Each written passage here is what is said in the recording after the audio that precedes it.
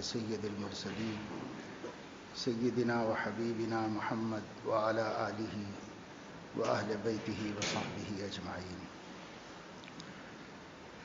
قال الله تبارك وتعالى: الذين يؤمنون بالغيب ويقيمون الصلاة ومما رزقناهم ينفقون والذين يؤمنون بما أنزل إليك وما أنزل من قبلك وبالآخرة هم يوقنون أولئك على هدى من ربهم وأولئك هم المفلحون. صدق اللہ العظیم.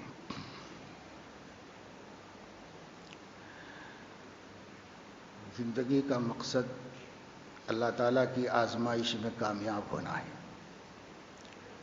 اللہ تعالیٰ نے بہت مخلوق پیدا فرمائی ہے، لیکن ہر مخلوق کو اپنے امتحان اور آزمائش کا مکلف نہیں بنایا ہے. جمادات ہیں، نباتات ہیں، حیوانات ہیں، یعنی جو چیزیں اپنی جگہ کھڑی رہتی ہیں وہ مخلوق ہے، اور جو چیزیں زمین سے اگتی ہیں، سبزی ہے، پھل ہے، غلہ ہے، اناج ہے، گھاس ہے، یہ نباتات ہیں. اور جو چیزیں ٹلتی نہیں اپنی جگہ رہتی ہیں وہ جمادات ہیں. پہاڑ ہیں، بڑے بڑے درخت ہیں، اپنی جگہ کھڑے ہوئے ہیں. اور جن چیزوں میں زندگی اور جان اور شعور ہے وہ حیوانات ہیں، اور ان میں مختلف قسمیں ہیں. مجموعی طور پر 3 قسم کی مخلوقات ہیں. کچھ جماد ہیں، ایک ہی جگہ رہتے ہیں، جہاں اللہ نے ڈال دیا وہیں پڑے رہتے ہیں. اور کچھ نبات ہیں جو اگتے رہتے ہیں اور اپنے پھل سے اور اپنے فائدے سے انسانوں کو فائدہ پہنچاتے رہتے ہیں. اس میں بھی ایک تازگی ہے، ایک طرح کی زندگی. اور حیوان ہیں جس میں جان اللہ نے باقاعدہ رکھی. اور ان تینوں میں سے ہر ایک کی سینکڑوں ہزاروں قسمیں ہیں. جمادات کی بھی بہت قسمیں ہیں، نباتات کی بھی بے حساب، گننا مشکل ہے اتنی قسمیں اللہ تعالیٰ نے رکھی.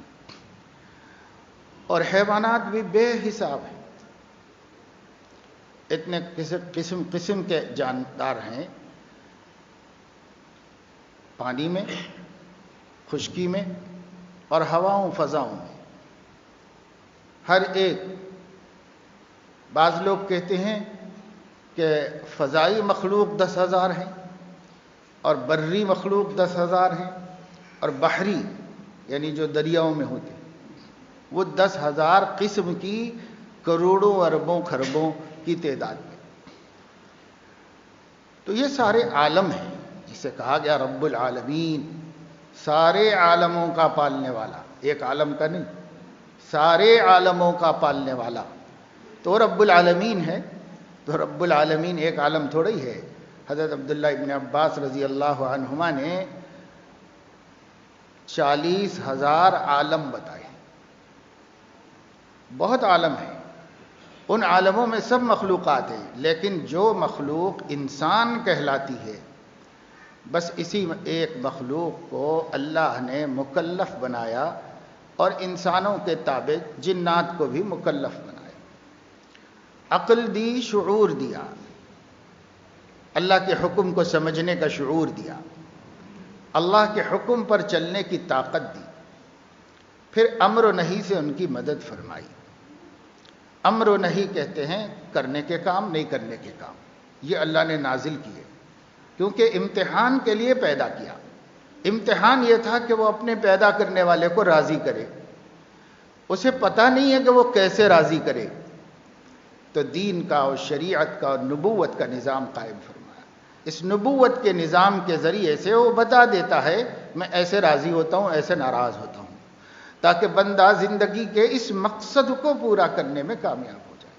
جتنے انسان ہیں، اگر جتنے کائنات میں انسان اب تک ہوئے ہیں، وہ سب کے سب اللہ کی رضا والے کام کرتے، اور جتنے آئندہ ہونے والے ہیں وہ سب کے سب رضا والے کام کرتے، ناراضگی کا کوئی کام نہ کرتے، تو تو بھی اللہ نے جو وعدے اپنے نیک بندوں کے لیے فرمائے ہیں وہ پورے کرتا اور کوئی اس کو مشکل نہیں پیش آتا۔ رازق بلا معونۃ، اہل السنت مسلمانوں کا عقیدہ ہے۔ رازق بلا معونۃ، اپنی ہر مخلوق کا رازق ہے بنا کسی مشقت کے، کچھ بھی مشقت نہیں۔ پالنا صرف ہم کو ہی نہیں پڑتا ہے، پالنا ساری مخلوقات کو پلتا ہے۔ جیسے میں نے بتایا کہ دریا میں اتنی مخلوق ہے جو زندہ ہیں اور وہ کھا پی کر زندہ رہتی ہیں، ان کی ضروریات زندگی وہاں بھی ان کو ہیں، اللہ ان کو وہاں پہنچاتا ہے، عطا فرماتا ہے۔ ایسی ضروریات زندگی فضاؤں میں جو مخلوقات ہیں، ان گنت بے حساب قسم کے پرندوں کی ضروریات اللہ پوری کرتا ہے۔ ان گنت بے حساب قسم کے چوپائے ہیں، رینگنے والے جانور ہیں، اتنے حشرات الارض ہیں، چیٹیاں کتنی تعداد میں ہیں، اور اس کے علاوہ زمین پر رینگنے والے معمولی حقیر قسم کے، مہین قسم کے جانور ہیں۔ یہ سب ہے، ان کو روزی دینا پڑتا ہے، وہ بغیر روزی دیے زندہ نہیں ہیں، انہیں روزی دینا پڑتا ہے، اور ان کا بھی رزاق اللہ ہی ہے، ہمارا رزاق بھی اللہ ہی ہے۔ تو اللہ تعالیٰ نے خود فرمایا ان اللہ هو الرزاق ذو القوۃ المتین، یقیناً اللہ ہی، جو عربی جانتے ہیں وہ سمجھ سکتے ہیں، وہ گرامر کے اعتبار سے ہی کوئی دوسرا شامل نہیں ہو سکے گا اس میں۔ ان اللہ هو الرزاق، یقیناً اللہ ہی رزاق ہے، ذو القوۃ المتین، بڑی قوت والا ہے، بہت زبردست و غالب ہے۔ اس لیے اب سوچا نہ جائے کہ کہاں سے دے گا، کیسے دے گا، سوچا نہ جائے، دیتا وہی ہے، وہی رزاق ہے۔ وسائل بنا دیے، اسباب بنا دیے، دنیا دار الاسباب ہے، اسباب کے اللہ تعالیٰ نے اسباب کے اس جال میں پھیلا دی اپنی قدرت، اور اسباب سے عطا فرما دیتے ہیں۔ انسان کی نظر اسباب تک جاتی ہے اور مسبب تک نہیں جاتی کہ اس سبب کو اس لائق کس نے بنایا ہے۔ یہ سبب تو ہے، اس سے کام بنتا ہے، لیکن اس سبب کو اس لائق کس نے بنایا ہے؟ اور اگر وہ سبب میں اپنی ذاتی طاقت ہو اور وہ خود ہی اس لائق ہو، تو پھر ایسی صورت میں اسی سبب سے کسی کو نقصان کیوں ہوتا ہے، کسی کو فائدہ کیوں ہوتا ہے؟ معلوم ہوا کہ وہ سبب میں اپنی ذاتی کوئی طاقت نہیں، اسی لیے وہی سبب کسی کے لیے مفید، کسی کے لیے مضر، وہی سبب کسی کی زندگی کا سبب، کسی کی موت کا سبب، وہی ایک ہی سبب ہے، کسی کی موت کا ذریعہ بن رہا ہے، کسی کی زندگی کا ذریعہ۔ تو ہم دیکھتے نہ ہیں، دنیا میں روز دیکھتے ہیں، تو یہ ماننا تو پڑے گا، چاہے ایمان والا ہو چاہے بے ایمان ہو، اسباب سے کام بنتا ضرور ہے، لیکن خود اسباب کام بنانے کے لائق نہیں۔ ان کے پیچھے کوئی طاقت ہے جو ان کے ذریعے کام بناتی ہے، اور جب نہیں بنانا چاہتی تو انہی کے ذریعے بگاڑ بھی دیتی ہے۔ مشیت کسی کے ہاتھ میں ہے، اختیار کسی اور کے ہاتھ میں ہے۔ یہ باتیں ہم نہیں مانیں گے تو بھی ماننا پڑے گا، اگر اسلامی ناموں سے نہیں مانیں گے تو کسی اور نام سے ماننا پڑے گا، ماننا تو پڑے گا ہی، نہیں مانے گا تو بے وقوف، پاگل، مجنون سمجھا جائے گا، اس لیے کہ ماننا ایک عقل بندی کی بات ہے، ضروری بات ہے، سب کی سمجھ کی بات ہے۔ ایمان کی بھی اس کے لیے ضرورت نہیں کہ وہ یہ سمجھے کہ اسباب کچھ نہیں بناتے بگاڑتے، اسباب ایک سبب ضرور ہے، ایک ذریعہ ضرور ہیں، لیکن ان کی ذات میں بناؤ بگاڑ کی طاقت نہیں، یہ سب سمجھتے ہیں۔ تو اللہ رزاق ہے، اللہ رب العزت پرورش کرتا ہے۔ میں آپ کو یہ بتا رہا ہوں کہ ہماری اور ہمارے ساتھ جنات ہمارے تابع ہیں، یہ دو مخلوق ہیں جن کو ثقلین کہا جاتا ہے، جن کو سورہ رحمان میں اللہ نے ساتھ ساتھ مخاطب کیا ہے، ساتھ ساتھ اللہ تعالیٰ نے مخاطب فرمایا ہے۔ تو اللہ تعالیٰ کی کس کس نعمت کو تم جھٹلاؤ گے؟ دونوں سے پوچھا ہے، انسانوں سے اور جنات سے۔ اور ما خلقت الجن والانس الا لیعبدون، کسی کو اس لائق نہیں بنایا تھا کہ وہ اللہ کی مرضی کو پہچان سکے اور اسے پورا کر سکے، ہمیں اس لائق بنایا ہے کہ اللہ تعالیٰ کی مرضی کو پہچان سکے اور اسے پورا کر کے اس کو راضی کر سکے، اس لائق ہمیں بنایا ہے، اور ہمارے اندر اس کی طاقت رکھی ہے اللہ تعالیٰ نے۔ ایک قدرت ہمارے اندر رکھی ہے، ایک ارادہ اور اختیار اسباب، ذہن دیا ہے، کیا مناسب سبب ہے اس کو اختیار کرنا چاہیے۔ اس کی صلاحیت ہم کو اللہ نے دی ہے اور مخلوقات کو نہیں دی، ہمیں دی ہے۔ کسی چیز کا ارادہ کرنا یہ کسی اور مخلوق کو نہیں آتا، ہم کو آتا ہے، اور جس چیز کا ہم ارادہ کریں اس کے لیے صحیح اور مناسب اسباب کیا اختیار کرنے چاہیے، یہ فیصلہ بھی اور مخلوقات کو کرنا نہیں آتا، ہم کو کرنا آتا ہے۔ یہی وہ صلاحیت ہے جس کی بنیاد پر اپنے دین کا ہمیں مکلف بنایا گیا ہے، یعنی ہمیں پابند کیا گیا ہے۔ چلنا پڑے گا ہمارے حکم کے مطابق، اپنی مرضی سے نہیں چل سکتی۔ 15 سال معاف کر دیے کہ سمجھ آتے آتے، عقل پختہ ہوتے ہوتے ٹائم لگتا ہے، اس لیے 15 سال معاف کر دیے۔ اب 15 سال سے تم اپنی رائے سے نہیں چلو گے، ہماری رائے سے چلو گے۔ تمہاری خوشی مقدم نہیں ہے، ہماری خوشی مقدم ہے۔ تمہاری ناراضگی کا کوئی وزن نہیں ہے، ہماری ناراضگی اہمیت رکھتی ہے۔ تمہاری چاہتیں معتبر نہیں ہیں، ہماری چاہت معتبر ہے۔ اس کو مان کے چلو، اس کو ٹارگٹ کر کے چلو، زندگی گزارو۔ لیکن ایسا بھی نہیں ہے کہ اللہ تعالیٰ نے ہمیں چاہتیں دی ہیں اور چاہتوں کو کچل دیا ہو، اپنی چاہت مسلط کر کے، ایسا نہیں ہے۔ ایسا دنیا کے جابروں کے پاس ہوتا ہے، دنیا کے جابر ایسا کرتے ہیں، ہمیں سب کچھ اختیارات دے دیے، حقوق دے دیے آئین کے اندر، لیکن اپنی فورس سے، اپنی طاقت سے، اپنے اقتدار کے نشے سے ہمیں کچلتے ہیں۔ دنیا میں کتنی کنٹریز ہیں جہاں قانون ان کو آزادی دیتا ہے، لیکن حکمراں ان کی آزادی کو کچل دیتے ہیں۔ ہمارے رب نے ایسا نہیں کیا کہ ہمیں چاہتیں دی ہوں اور پھر اپنا قانون مسلط کر کے چاہتوں کو کچل دیا ہو، نہیں، بلکہ اپنا قانون اس اندازے سے، اس مناسبت سے، اس حسین پیرائے میں، اس عمدہ طریقے میں ہمیں دیا ہے جس سے ہماری بنیادی چاہتیں متاثر نہ ہوں، ہماری صرف نفسانی چاہتوں کو کچلا جائے، اب بنیادی چاہتیں بھی متاثر نہ ہوں۔ آدمی کھانا پینا چاہتا ہے، اسلام نے کھلی چھوٹ دی ہے، کچھ پابندیاں لگائیں جو ہمارے لیے مضر تھیں، مفید نہیں تھی، بس اسی میں آزما لیا ہے۔ چاہتے تو اللہ تعالیٰ خنزیر بھی ہمارے لیے حلال کر دیتے، کتے کو بھی حلال کر دیتے۔ لوگ کہتے ہیں بھائی وہ بھی تو ایک جانور ہے نا، اب بکری میں اور خنزیر میں کیا فرق ہے، اس میں اور اس میں کیا فرق ہے۔ ہمارے ایک بہت بڑے عالم دین گزرے ہیں، مفتی اعظم ہندوستان کے، وہ بہت ظریف الطبع بھی تھے۔ ایک دہریہ قسم کے انسان نے کہا کہ آپ لوگ خنزیر کو حرام کہتے ہو، بکری کو حلال کہتے ہو، تو اس میں کیا فرق ہے، دونوں کا بھی تو گوشت ہوتا ہے، دونوں بھی تو چوپائے ہیں، اس میں فرق کیا ہے۔ تو انہوں نے فرمایا کہ اگر ایسا ہے تو اپنی ماں سے نکاح کر لو، اس واسطے کہ وہ عورت میں کیا فرق ہے، دونوں بھی تو ایک ہی عورت ہے۔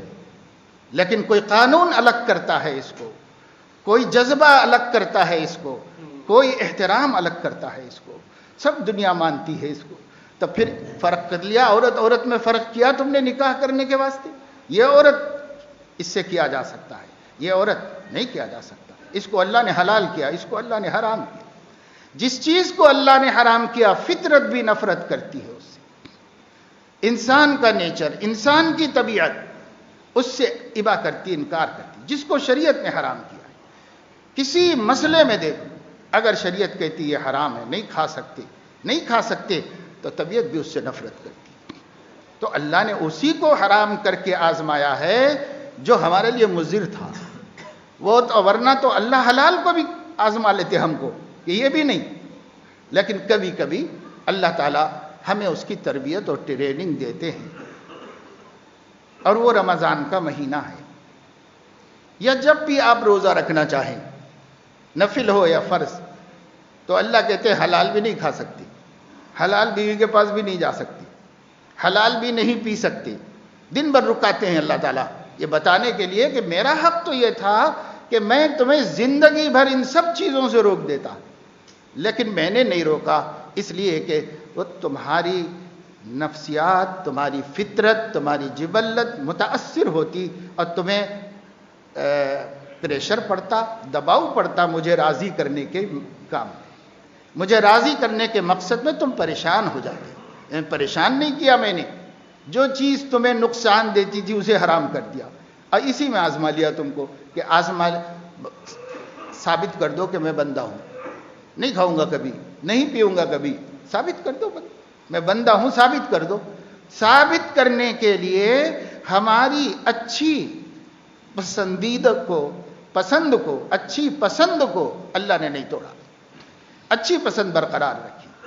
قل من حرم زینت اللہ التی اخرج لعبادہ والطیبات من الرزق، آپ پوچھئے یہودیوں سے جنہوں نے تقوی کے زام میں اللہ کے حلال کو حرام کر لیا تھا اپنے اوپر، ان سے ذرا پوچھئے کہ کس کے لیے میں پیدا کرا ہوں، کس کے لیے یہ سب چیزیں پیدا کیا ہوں۔ من حرم زینت اللہ، اللہ کی دی ہوئی زینتیں کس نے حرام کی ہیں، اور والطیبات من الرزق، اور پاکیزہ روزی کس نے حرام کی ہے۔ یہود نے کہا ہم اونٹ بھی نہیں کھائیں گے، تو اللہ نے فرمایا کس نے حرام کیا؟ میں نے تو نہیں کیا، میں نے تو کتے کو کیا، خنزیر کو کیا، ہر چیر پھاڑنے والے جانور کو کیا، جس کے اثرات تمہارے اندر پیدا ہو سکتے ہیں، اس لیے کہ انسان جو غذا کھاتا ہے اس غذا کا اثر پیدا ہوتا ہے۔ اس لیے اللہ تبارک و تعالی شانہ نے جن کے اثر کو مضر نہیں سمجھا ان کو حلال کر دیا، اور جن کے اثر کو مضر سمجھا ان کو حرام کر دیا اللہ پاک۔ تو اللہ کا سسٹم ظلم کا نہیں ہے، اللہ کا دین وہ اس کا سسٹم ہے، یہ اس کا ہمارے اوپر ڈالا ہوا بوجھ ہے، یہ وہ بوجھ ہے جس کو ہم بآسانی اٹھا سکتے ہیں، ذرا ہمارے لیے اس میں کوئی مشکل نہیں۔ کوئی آدمی، اب ہو تو نہیں سکتا نبیوں کے علاوہ، لیکن فرض کرو کوئی آدمی 100% نیکی کرنے والا اور 100% گناہ سے بچنے والا ہو جائے، ایسا نبی کے علاوہ کوئی نہیں ہو سکتا، کم سے کم کر سکتا ہے اور نیکی زیادہ سے زیادہ کر سکتا ہے، لیکن 100% نہیں کر سکتا۔ لیکن میں آپ کو یہ بولنا چاہ رہا ہوں، فرض کرو اگر ایک بندہ طے کر لے پوری زندگی میں 100% نیکی کروں گا اور ہر 100% گناہ سے بچوں گا، اور اگر وہ اس کو کر بھی لے تو اس کے لیے ذرا مشقت کا کام نہیں ہوگا، ذرا مصیبت کا کام نہیں ہوگا، کیونکہ اللہ نے کیپیسٹی رکھی ہے، ہمارے اندر اس کی گنجائش اللہ پاک نے رکھی ہے، ایسا ہی پیدا کیا ہے، ایسا بنا کے پیدا کیا ہے۔ جو چیزیں مثال کے طور پر جو ایسی چیزیں ہوتی ہیں جو دوسرا بوجھ اٹھاتی ہیں، تو بنانے والا کہتا ہے کہ مثال کے طور پر ایک ترازو کو لے لیجیے، بنانے والے نے یہ کہا ہے کہ اس ترازو کے پلڑے میں یا اس ترازو کی مشین میں یا کانٹے میں اتنی طاقت ہے کہ یہ 100 کلو کو یعنی وزن کر سکتا ہے، کیل کر سکتا ہے، 100 کلو کا ترازو۔ تو اس نے کہا یہ 100 کلو، اور اس نے ایک ترازو بنایا ہے، اور جو وے برج ہوتا ہے اس کے اوپر سے اتنے ہزاروں کلو کی گاڑی تولی جا سکتی ہے، اتنے ہزاروں ٹن تولے جا سکتے ہیں، اس کی کیپیسٹی اور قوت بتائی اس نے۔ اس میں اتنی، اب اس سے زیادہ ڈالو تو ٹوٹ جائے گی، اتنی تولے جا سکتی ہے۔ جس میں 100 تول سکتے اس میں 100 تولو، اس سے زیادہ ڈالو گے تو ٹوٹ جائے گی۔ جو سونار کی ترازو ہے اس میں تولوں میں وزن کیا جا سکتا ہے، اب اس میں آپ منوں میں ڈالیں گے تو وہ رہے گی ہی نہیں، وہ خود ہی ٹوٹ جائے گی۔ تو کہتے ہیں کہ کسی بھی کام میں یا کسی بھی چیز میں بوجھ اٹھانے کی طاقت کتنی، یہ ترازو کی مثال سامنے رکھو، اس میں بوجھ اٹھانے کی اتنی طاقت ہے، اس میں اتنی ہے، اس میں اتنی۔ اللہ کی ساری مخلوق میں اللہ کے دین کا بوجھ اٹھانے کی طاقت صرف انسان میں ہے اور جنات میں ہے، اور کسی مخلوق میں نہیں۔ یہ اللہ کے دین کا بوجھ اٹھا سکتے ہیں، یہ امر و نہی کا بوجھ اٹھا سکتے ہیں۔ ہم کہیں نہیں ہو سکتا تو غلط ہے، بنانے والا کہہ رہا ہے کہ اٹھا سکتے ہیں، جس نے ہم کو بنایا ہے وہ کہہ رہا ہے کہ اٹھا سکتے ہیں، تبھی میں نے اتنا بوجھ ڈالا ہے اس کے اوپر۔ اور جتنی امتیں پہلے گزر گئی ہیں ان امتوں کے مقابلے میں امت محمدیہ اللہ کے آخری دین اور کامل شریعت کا بوجھ اٹھا سکتی ہے۔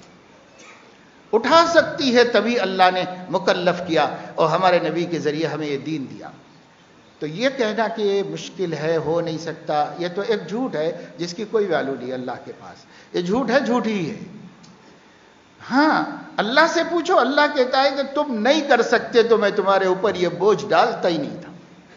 اس لیے کہ جو کسی پر اتنا بوجھ ڈالے جو وہ نہیں کر سکتا تو وہ ظالم ہے، اور اللہ ظالم نہیں ہے۔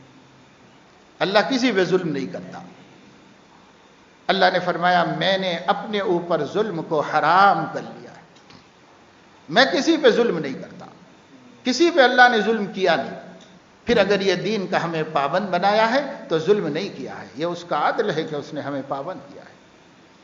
پھر اس پابندی میں کمی کوتاہی ہو جائے تو عدل کا تقاضا یہ تھا کہ ہمیں بھرپور سزا دی جائے، لیکن وہ چونکہ فضل کرتا ہے اس لیے اس نے فضل کیا اور کہا توبہ کرو تو معاف کر دوں۔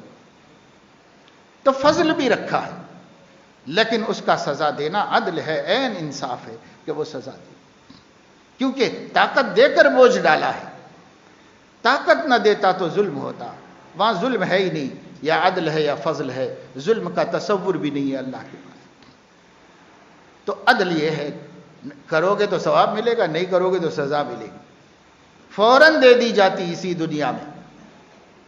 لیکن فضل بھی فرماتا ہے، اس لیے فضل کی وجہ سے فرمایا فوراً تو نہیں دوں گا، پوری زندگی مہلت ہے، کتنا بڑا پاپ کرو معافی مانگو معاف کر دوں گا، کتنی بڑی غلطی کرو توبہ کرو میں سب نکال دوں گا، درگزر کر دوں گا، میں فضل ہی کا معاملہ کرتا رہوں گا۔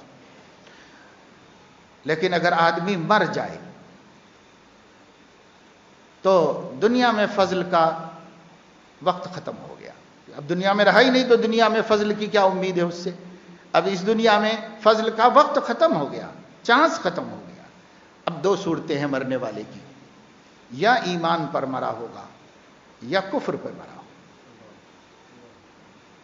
اگر کفر پہ مرا ہوگا تو اس کے لیے اللہ تعالیٰ کے ہاں آخرت میں قیامت میں رحم و کرم کا کوئی دروازہ نہیں ہے۔ یہ اللہ کا صاف اعلان ہے، اس اعلان میں شک کرنے والا بھی مومن نہیں ہے، یہ صاف اعلان ہے اللہ تعالیٰ کا۔ اور دوسری صورت یہ ہے کہ ایمان پہ مرے، اگر ایمان پر مرے تو وہ زانی ہو، وہ بدکار ہو، وہ چور ہو، وہ لٹیرا ہو، وہ کچھ بھی ہو، اس کے لیے تین صورتیں ہوں گی مرنے کے بعد۔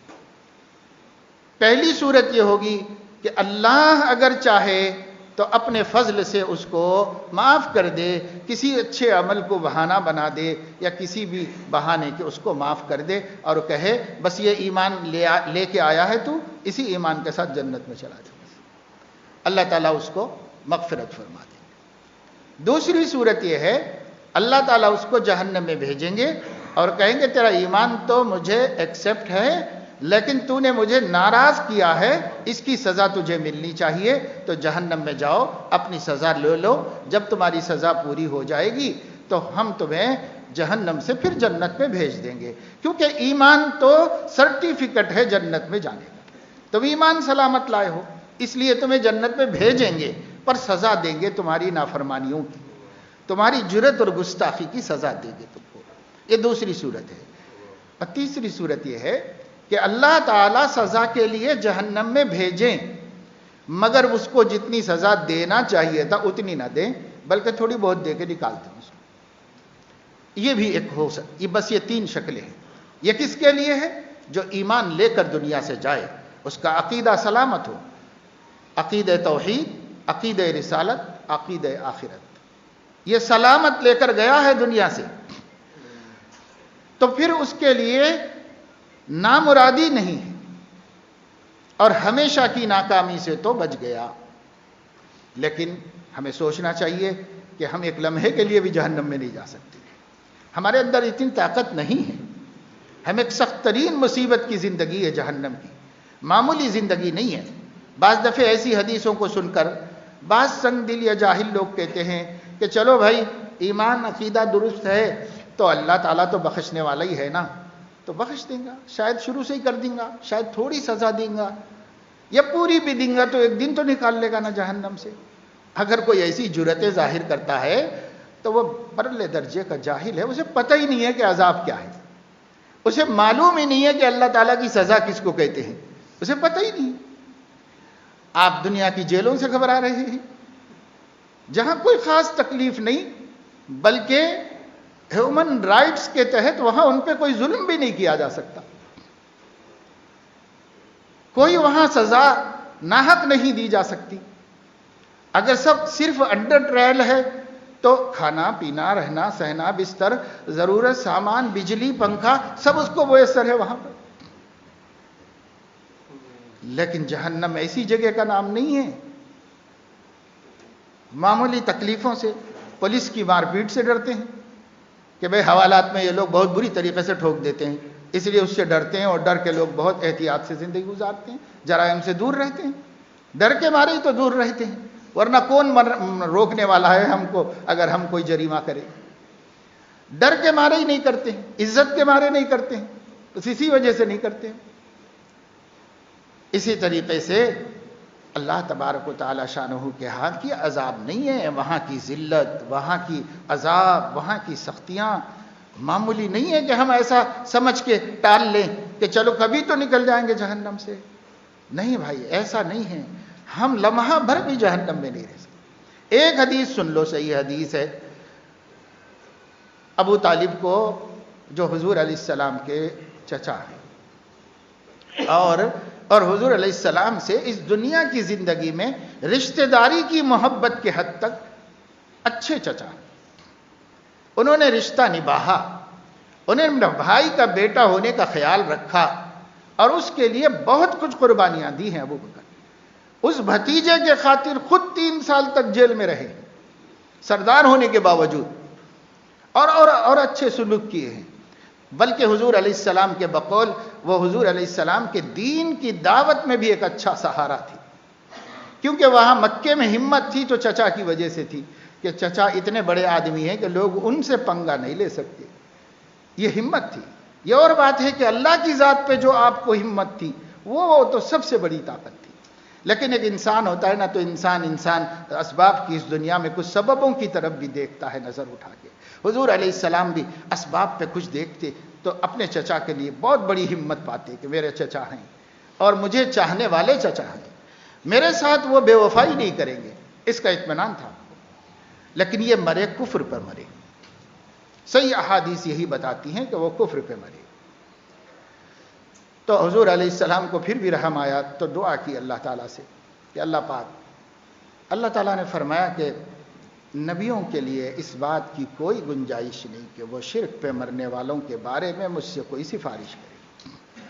اس کی گنجائش میں نہیں دیتا. آپ پوری امت کی سفارش کر لیجئے لیکن شرک پہ مرنے والے کے لیے آپ سفارش نہیں کریں. بند لگا دی اللہ نے کہ کوئی نبی نہیں کرے گا.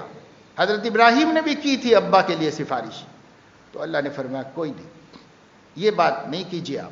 باقی اپنی امت کے ایمان والوں کے لیے، کتنے گناہگاروں کے لیے کتنی سفارش کرو، ہر سفارش قبول کر لیں گے، ہر سفارش قبول کریں گے. بے ایمان کے لیے مت کرو، ہاں اس کے لیے کوشش کرو، ہمدردی کرو جب تک وہ زندہ ہے. امید ہے اس کی ہدایت کے لیے، جو قربانی دینا ہے دو، میں ہدایت دوں گا اگر وہ طلب پیدا کرے گا اپنے اندر. لیکن نہیں، اس پہ مر گیا تو باغی کے لیے یہاں کوئی گنجائش نہیں. یہ اللہ نے فرمایا. تو پھر حضور علیہ السلام کو اللہ تعالیٰ نے یہ تسلی دی کہ سب سے ہلکا عذاب دوں گا، جہنم میں ڈالوں گا، سب سے کم عذاب دوں گا، سب سے کم. وہ سب سے کم میں سنا دینا چاہتا ہوں جن لوگوں کے دماغ میں یہ آتا ہے کہ بھئی بالآخر ایمان کی وجہ سے نکل تو جائیں گے نا، تو اس وجہ سے ہم لائٹ لے رہے ہوں جہنم کے معاملے کو، عذاب کے معاملے کو ہلکا سمجھ رہے ہوں، تو ان کے لیے یہ حدیث سنا رہا ہوں. صحیح حدیث ہے. حضور اکرم صلی اللہ علیہ وسلم نے فرمایا ان اہون اہل النار عذابا، جہنمیوں میں جس کا سب سے ہلکا عذاب، سب سے ہلکا عذاب ہوگا پورے جہنم والوں میں، من لہو نالانی و شراکانی من نارن، اس کے لیے 2 تلے اور 2 تسمے جہنم کی آگ کے ہوں گے. یعنی چپل، سلیپر جو ہم نے ہوائی چپل کہتے ہیں، 2 تسموں والا ہوتا ہے۔ نالانی و شراکانی، 2 تلے ہوں گے اور 2 تسمے ہوں گے اس پر، بس وہ آگ کے بنے ہوئے ہوں گے، اس کو پہنائے جائیں گے۔ اس سے سب سے چھوٹا عذاب ہے، سب سے ہلکا عذاب ہے جو جہنم میں دیا جائے گا۔ من لہو نالان و شراکان بالنار، وہ شخص جس کو 2 چپلیں 2 تسمے والے پہنائے جائیں گے۔ یغلی دماغہ کما یغلی المرجل، اس کے پہننے کے بعد اس کا دماغ ایسے کھت کھت پکے گا جیسے ہانڈی میں شوربہ ابلتا ہے، ایسے ابلے گا بھیجا اس کا سر میں۔ صرف 2 جوتیاں پہنائی جائیں گی۔ یہ ہے جہنم کا سب سے چھوٹا عذاب، سب سے ہلکا عذاب۔ پھر کون ہے جو یہ کہے کہ ارے بھائی ایک دن تو نکالے جائیں گے نا، چلو دیکھا جائے گا۔ نعوذ باللہ من ذالک، نہیں دیکھ سکتے ہم نہیں دیکھ سکتے۔ ہم چائے کی ایک گھونٹ جلدی میں گرم پی کر کے کئی دن تک اپنی زبان پر نوالا چبا نہیں سکتے۔ ہم کیسے یہ 2 جوتیاں بھی پہن لیں؟ کم سے کم عذاب بھی ہوگا تو، اور خدا جانے کس گناہ کا کیا عذاب اللہ نے بنا رکھا ہے، اور اس سے بڑا، اس سے بڑا، اس سے بڑا، اس سے بڑا۔ تو کبھی ایسی ہمیں ہمارے نفس کو دھوکہ دینے کی جرت نہیں ہونی چاہیے کہ جہنم سے تو نکل جائیں گا نا ایمان کی برکت سے۔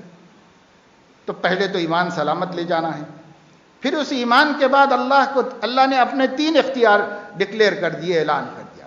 یا شروع میں بھی معاف کر دے سکتا ہوں، جاؤ سب میں آنکھ بند کر لیتا ہوں، چلے جاؤ جنت، میں نہیں دیکھتا تمہارا اعمال نامہ، میں حساب ہی نہیں لیتا، جاؤ، مجھے تمہارا ایمان پسند آ گیا یا تمہاری کوئی نیکی پسند آ گئی۔ ایسے واقعات حدیثوں میں ہے، ایک نیکی اللہ کو پسند آ گئی اور اللہ نے باقی سے آنکھ بند کر دی، باقی گناہوں سے آنکھ بند کر لی، ایمان والے کی ایک نیکی۔ اور جو کافر بھی بہت اچھے اچھے کام کرتے ہیں تو خیال ہوتا ہے کہ بھئی ان کے ساتھ بھی تو انصاف ہونا چاہیے، تو ہوتا ہے، انہیں کوئی دنیا ہی میں اللہ تعالیٰ اس کا بدلہ دے دیتا ہے، ان کے لیے آخرت نہیں، ان کے اچھے بدلے آخرت میں نہیں ہیں، ان کو یہیں پر بدلے اللہ تعالیٰ دے دیتا ہے۔ وہ مالک ہے، اتنا بھی نہ کرے تو اس کو حق ہے، لیکن پھر بھی وہ چونکہ عادل ہے اس لیے دے دیتا ہے۔ ایک صحابی حضور علیہ السلام کی خدمت میں آئے اور مسلمان ہوئے، اور انہوں نے حضور علیہ السلام سے کہا، یا رسول اللہ، میں کفر کے زمانے میں غلاموں کو خرید کے آزاد کر دیا کرتا تھا، میں جاہلیت کے زمانے میں زندہ دفن کی جانے والی بچیوں کو خرید کے چھڑا کے زندگی دے دیتا تھا، میں بھوکوں کو کھانا کھلاتا تھا، مسافروں کے لیے لنگر لگاتا تھا، بہت اچھے اچھے کام میں نے کیے، مگر کفر کے زمانے میں کیے، تو کیا اس کا کچھ بدلہ ملے گا مجھے؟ تو حضور علیہ السلام نے فرمایا، تمہیں ایمان کی توفیق کا مل جانا یہ انہی نیکیوں کا بدلہ ہے، اور اس سے بڑا کیا بدلہ دے گا کہ اللہ ہمیشہ کے عذاب سے بچا لیا، صحابی رسول بنا دیا، اس سے بڑا کیا بدلہ دے گا؟ تو ان کی نیکیوں کا فرمایا یہ مومن بننا یہ اسی کا بدلہ ہے، جو اچھے کام تم کیے ہو اس کا بدلہ ہے۔ تو ظاہر ہے کہ بہت سے اچھے کام کرنے والے مومن تو نہیں بنتے سب کے سب، ہمارے تجربے میں جاننے والوں میں ہوتے ہیں، بڑے اچھے دل کے لوگ ہوتے ہیں، بڑے اچھے انسانیت نواز ہوتے ہیں، لیکن سب مسلمان تو نہیں ہو رہے۔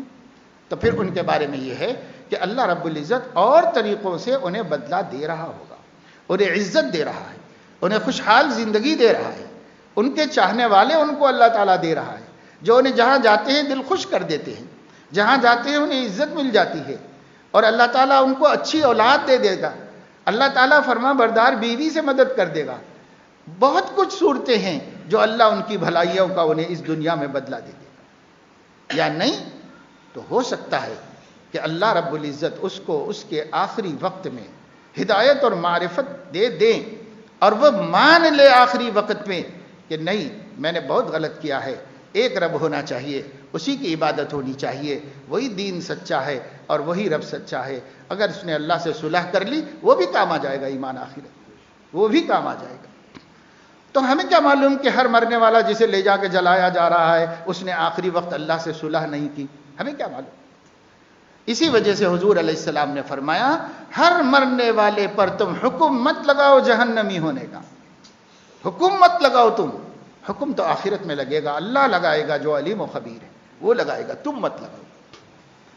ہاں اس دنیا میں اگر اس کو رہنا ہوتا ایمان لانے کے بعد تو اظہار کرنا کمپلسری ہوتا، لیکن اس کو رہنا ہی نہیں تھا، وہ اللہ سے معاملہ کر لیا، ایمان کے بعد مر گیا، تو اب اس کے اوپر اظہار کہاں شرط ہو گئی؟ اظہار شرط نہیں ہے، اللہ نے جان لیا کہ دل کی کیا کیفیت تھی اور اس نے اپنے من سے اللہ سے کیا معاملہ کر لیا ہے، اللہ نے جان لیا، علیم بذات الصدور ہے، سب دیکھتا ہے، جانتا ہے۔ بہرحال میرے دوستو، میں یہ بتا رہا ہوں کہ دیکھیے ہم دنیا میں زندگی کی اندر بندگی کی آزمائش کے لیے پیدا ہوئے ہیں، اور یہ صرف انسان اور جنات ہیں جنہیں اللہ نے آزمانا چاہا ہے اور آزمانے کے لیے اپنا دین بھیجا ہے، اور امر و نہی ہماری آزمائش کی کڑی ہے۔ اللہ امر دے کر یہ کرو اور نہیں دے کر یہ مت کرو، یہ حلال ہے، یہ حرام ہے، یہ جائز ہے، یہ ناجائز ہے، اس کسوٹی پر ہمیں بندگی میں آزمایا ہے اللہ رب العزت نے۔ اس کسوٹی پر پورا اترنا ہمیں نہیں معلوم تھا تو نبیوں کو بھیج کر معلوم کرا دیا ہے کہ اللہ کی حلال کیا ہے، اللہ کے حرام، اللہ کی امر کیا ہے، اللہ کی نہیں کیا ہے، نبیوں نے بتا دیا، سب موجود ہے، آج بھی ہے، 1450 برس گزر گئے پر اللہ کی کتاب اور نبی کی تعلیم جو کی تو موجود ہے، آج بھی موجود ہے، حلال و حرام موجود ہے، سب کچھ موجود ہے، لیکن ہم جانتے نہیں اور اس پر چلتے نہیں۔ تو نہیں چلیں گے تو کیسے بندگی میں کامیاب ہو کر اللہ کو دکھائیں گے؟ نہیں جانیں گے تو چلیں گے کیسے، اور نہیں چلیں گے تو کامیاب کیسے ہوں گے؟ یہ ہماری ذمہ داری ہے، یہ ہمارا فریضہ ہے کہ ہم بقدر ضرورت بنیادی علم دین حاصل کریں۔ اب دنیا پڑھو، یہاں سے لے کے وہاں تک ہر ملک کی ہر یونیورسٹی سے ڈگری لے آؤ، کوئی آپ کو روکنے والا نہیں، آپ کے ذوق علم کی تعریف ہی کی جائے گی۔ لیکن اگر آپ دین کا بقدر ضرورت علم نہیں حاصل کرتے تو وہ علم آپ کو نجات نہیں دلائے گا، یہ علم نہ ہونا آپ کو جہنم میں ڈالنے کا سبب بنے گا۔ اللہ بچائے، اللہ بچائے، ہر مومن کو بچائے اللہ ہر کافر کو بھی بچائے۔ لیکن یہ ہے کہ وہ ڈگری آپ کو دوزخ سے نہیں بچائے گی، یہ ڈگری بچائے گی، اور اس ڈگری کے لیے ہم نہیں کہہ رہے کہ مت حاصل کرو، خوب کرو، خوب کرو، کمال حاصل کرو، کوئی روکنے والا نہیں، لیکن اس ڈگری کے بغیر وہ آخرت میں کام آنے والی نہیں۔ وہاں جو ڈگری چلے گی وہ آپ کا اللہ کی رضا اور ناراضگی کے اعمال کو جان لینا ہے۔ یہ علم نہیں تو کوئی علم سے آپ کی دنیا بن سکتی ہے، آخرت تو نہیں بن سکتی۔ اس لیے اتنا علم سکھانا اپنے بچوں کو فرض عین ہے۔